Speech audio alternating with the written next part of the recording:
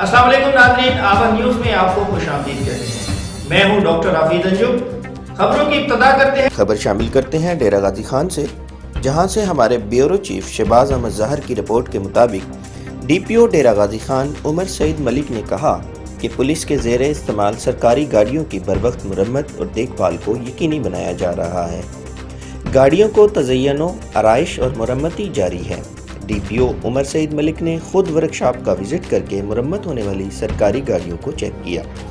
DPO Umar Saeed Malik ने गाड़ियों की डेंटिंग, पेंटिंग समेत इंजन, टायर्स, बैटरियों और पोशिश वगैरह का तफसीली मुआयना किया। जिन गाड़ियों के नकाइश पाए गए, नकाइश दूर करने का हुक्म दिया गया।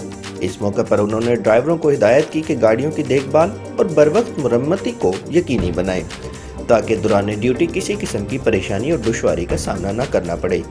डीपीओ उमर सईद मलिक ने कहा कि जुर्म होने से पहले जुर्म को रोकना बहुत ज़रूरी है, जिसके लिए पुलिस को हर वक्त मुतहरिक रहना होगा।